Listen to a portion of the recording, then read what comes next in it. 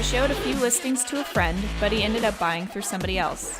Where did I go wrong? I did a large portion of deals with friends and family members, believe it or not. And they're not always the best to work with, but I never had a friend or family member who did not use me if I did not want to serve them. Let me give you an example.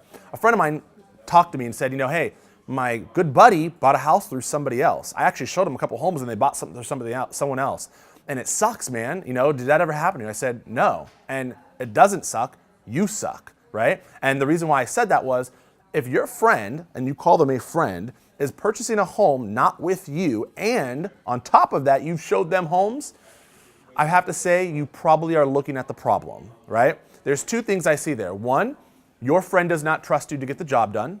Number one, first and foremost. And two, I don't know if my friend would use somebody else. I'd be pretty pissed off if my friend used somebody else and not me. And I wouldn't be mad at them, I'd be mad at me because I knew I'd be better than that. I'm a great realtor. I negotiate hard, I'm there. I think a lot of agents, they take their friends or family's business for granted.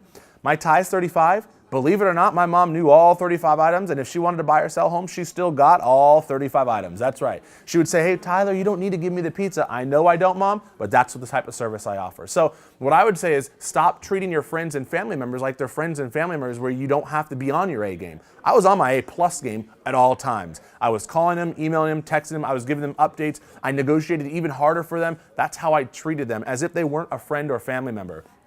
I think the big problem here is you folks have to look in the mirror and say, am I the problem?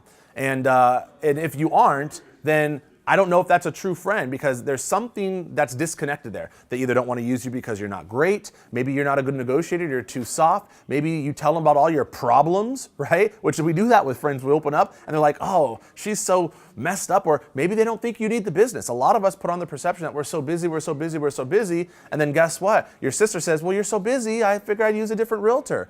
I always had the perception I was busy, but never too busy for their business, right? Never too busy for their referrals, and never too busy to help and serve them. So I think that's kind of what you have to look at, is always making sure that they know that you're available, making sure that they know you can execute, which is very uncommon in the real estate industry right now, unfortunately, and making sure that you're going to be there for them to get the deal closed. Because at the end, that's what they want. They want someone that's going to get the deal closed for them.